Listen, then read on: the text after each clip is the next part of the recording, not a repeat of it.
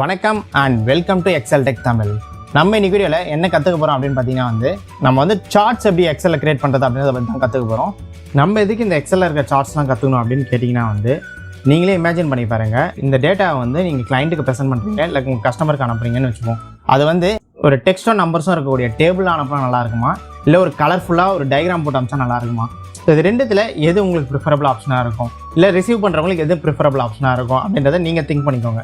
நீங்கள் டெக்ஸ்டோ நம்பராக இருக்கக்கூடிய ஒரு டேபிள் நீங்கள் ப்ரெசென்ட் பண்ணுறீங்க அப்படின்னா அதை ரிசீவ் பண்ணுறவங்களுக்கும் சரி உங்களுக்கும் சரி நீங்கள் அதை ரீட் பண்ணி தான் நீங்கள் அண்டர்ஸ்டாண்ட் பண்ண முடியும். இதே நீங்கள் ஒரு டயக்ராமாக அனுப்பி கொடுக்க சொல்ல என்ன ஆகும் அப்படின்னு பார்த்தீங்கன்னா நீங்கள் பார்த்த உடனே எதில் அதிகமான ரெவன்யூ வந்திருக்கு, எதில் கம்மியான ரெவன்யூ வந்திருக்கு அப்படின்றதெல்லாம் ஈஸியாக அண்டர்ஸ்டாண்ட் பண்ண முடியும். ஸோ அந்த கிராஃப்ஸே நமக்கு அதை காமிச்சு கொடுத்துரும்.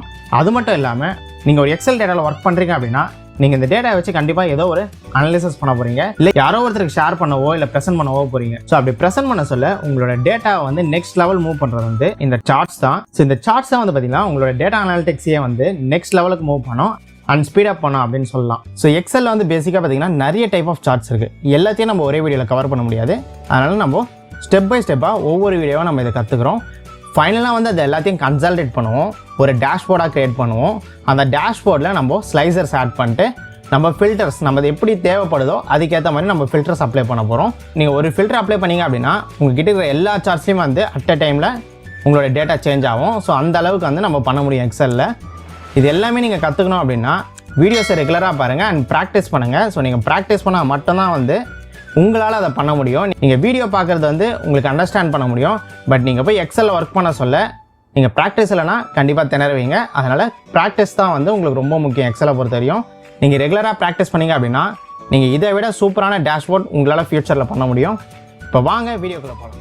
நம்மக்கிட்ட இங்கே பியூர் டேபிள் இருக்குது. இந்த டேபிள் நம்ம எப்படி கிரியேட் பண்ணுறதுன்றதை ப்ரீவியஸாக நம்ம ஒரு வீடியோலேயே பார்த்துருக்கோம்.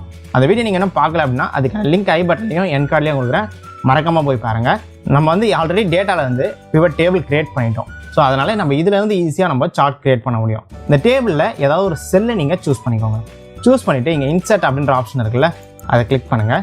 கிளிக் பண்ணிங்க அப்படின்னா இங்கே ரெக்கமெண்டட் சார்ட்ஸ் அப்படின்ற மாதிரி இருக்கும். ஸோ உங்கள் டேட்டாவுக்கு என்ன சார்ட் போடணும் அப்படின்றது உங்களுக்கு தெரியவே இல்லை அப்படின்னா நீங்கள் ரெக்கமெண்டட் சார்ட்ஸை கிளிக் பண்ணுங்கள். இதுலேயே எக்ஸலே உங்களுக்கு ரெக்கமெண்டேஷன் கொடுத்துரும், என்ன டைப் ஆஃப் சார்ட் உங்கள் டேட்டாவுக்கு சூட் ஆகலாம் அப்படின்ற மாதிரி.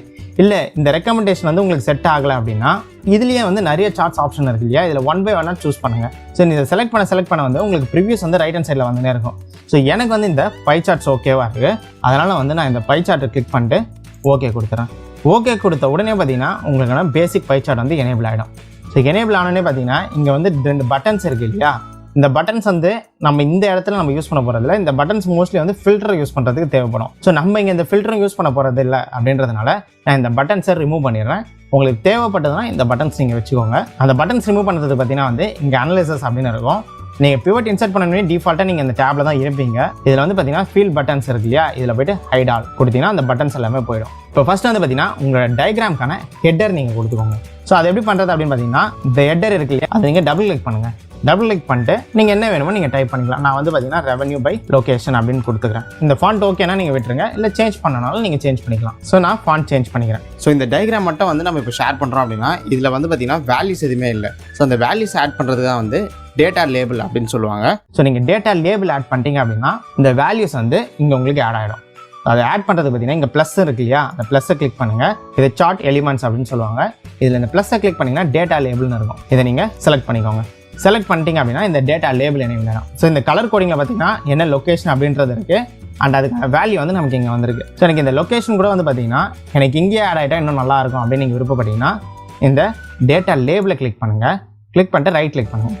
ரைட் கிளிக் பண்ணிங்க அப்படின்னா உங்களுக்கு ஆப்ஷன்ஸ் ஓப்பன் ஆகும். ஸோ இதில் பார்த்தீங்கன்னா ஃபார்மட் டேட்டா லேபிள் அப்படின்றத கிளிக் பண்ணுங்கள். கிளிக் பண்ணிங்கன்னா உங்களுக்கு ரைட் ஹேண்ட் சைடில் இதுக்கான ஃபார்மேட்டிங் மெனூஸ் ஓப்பன் ஆகும். இதில் பார்த்தீங்கன்னா வேல்யூஸ் தான் டேட்டா லேபிளில் டிஃபால்ட்டாக எனேபிள் ஆகும். இதில் நீங்கள் அடிஷ்னலாக என்னெல்லாம் என்டர் பண்ணலாம் அப்படின்னு பார்த்தீங்கன்னா வேல்யூ ஃப்ரம் த செல். நீங்கள் ஒரு செல்லில் ஒரு வேல்யூ கொடுத்து அந்த செல்ல வேல்யூவை நீங்கள் எடுத்துன்னு வர முடியும். சீரிஸ் நேம் எடுத்துன்னு வர முடியும். சீரிஸ் நேம் அப்படின்றது பார்த்தீங்கன்னா இந்த ஹெட்டர் நேம்.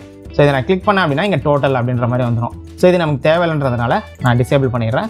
அடுத்தது கேட்டகரி நேம். கேட்டகரி நேம் தான் ஒவ்வொரு வேல்யூக்கு அகைன்ஸ்டாக இருக்கிற நேம். இந்த கேட்டகரி நேம் கிளிக் பண்ணிங்க அப்படின்னா இந்த நேம் உங்களுக்கு இங்கே எனேபிள் ஆகிடும். இதில் உங்களுக்கு அடிஷ்னலாக பர்சன்டேஜ் எனேபிள் பண்ணோம் அப்படின்னா நீங்கள் பர்சன்டேஜ் எனேபிள் பண்ணிக்கலாம். இந்த லெஜண்ட் கீனா என்னன்னு பார்த்தீங்கன்னா இந்த கலர் கோடிங்க்கு ஏற்ற மாதிரி பட்டன்ஸ் எனேபிள் ஆகும். ஸோ இது தேவைன்னா நீங்கள் எனேபிள் பண்ணிக்கோங்க, இல்லைனா நீங்கள் டிசேபிள் பண்ணிக்கலாம். And separator. நீங்கள் ஒவ்வொரு லேபிள் எனேபிள் பண்ண அது செப்பரேட்டரில் ஆட் ஆகினே வரும். பார்த்தீங்கன்னா ஃபஸ்ட்டு பெங்களூர் கமா அதோட வேல்யூ கமா பர்சன்டேஜ் இருக்குது. ஸோ இதை வந்து நீங்கள் எப்படி செப்பரேட் பண்ணணும்னு நினைக்கிறீங்க? கமாக்கு பதிலாக செமிகோலன் வேணும்னா செமிகோலன் கொடுத்துக்கலாம். உங்களுக்கு நியூ லைனாக வேணும்னா நியூ லைன் கொடுத்துக்கலாம். இல்லை எனக்கு நடுவில் வந்து வெறும் ஸ்பேஸ் இருந்தால் போதும்னா ஸ்பேஸ் நீங்கள் கொடுத்துக்கலாம். ஸோ நீங்கள் எப்படி செப்பரேட் பண்ண விருப்பப்படுறீங்களோ அப்படி நீங்கள் சூஸ் பண்ணிக்கலாம். அடுத்து நம்ம பார்க்க போகிறது வந்து பார்த்தீங்கன்னா டேட்டா லேபிளோட பொசிஷன். ஸோ இது வந்து பார்த்தீங்கன்னா டிஃபால்ட்டாக வந்து பெஸ்ட் ஃபிட்டில் இருக்கும். ஸோ உங்களுக்கு வந்து இதில் வேறு ஏதாவது சேஞ்சஸ் வேணும் அப்படின்னா நீங்கள் சேஞ்சஸ் பண்ணி பாருங்கள். உங்களுக்கு எது சூட் ஆகுதோ அதை நீங்கள் செட் பண்ணிக்கோங்க. நான் வந்து பை டிஃபால்ட் வந்து பெஸ்ட் ஃபிட் தான் கொடுத்துருவேன். ஏன்னா அது வந்து பார்த்தீங்கன்னா சார்ட்டுக்கு ஏற்ற மாதிரி ஆட்டோமேட்டிக்காக அலைன் ஆகிடும் அப்படின்ற காரணத்தினால.